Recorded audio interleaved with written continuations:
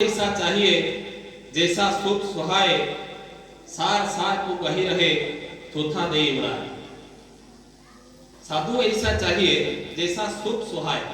सुख अर्थ है कुला जहाँ द्वारा हालुका जिनस एवं ओजनिया जिनस मिश्रण को पृथक करा जाए।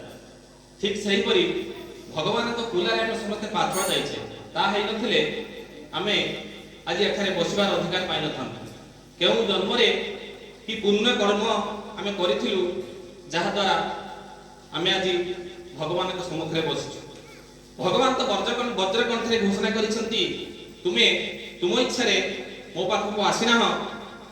विगत जन्म रे तुमे माने गोपी थिलो आउ ए जन्म रे तुमे माने भक्त उपरे मो निकट रे आश्रय नैछ। किंतु आमे आज तर्जमा करबा दरकार आम द्वारा कार्य प्रत्येक कर्म भगवान को शांति दउछ तो जा हो।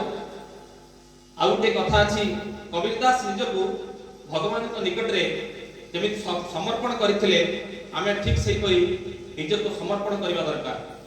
कबीरदास कहंती कबीरा कुत्ता राम का मुतिया मेरा नाम, गले राम की जेबड़ी जहां खींच तहां जा। कबीरदास निज को रामकर कुकुर बोली कहिसंती आ से कहंती भगवानकर दौड़ी मो गळारे लागिछि, सी जुआड़े मत टाणुंट मुझे चली जाऊँ। ठीक से भाविया दरकार प्रभु जो मिशन भगवान को जो मिशन अच्छी आम से समस्ते गोटे गोटे अस्त्र सदृश आम मिशन को ठीक रास्तार आगे नेवा दरकार। मुझे कही वक्तव्य रखुची साई।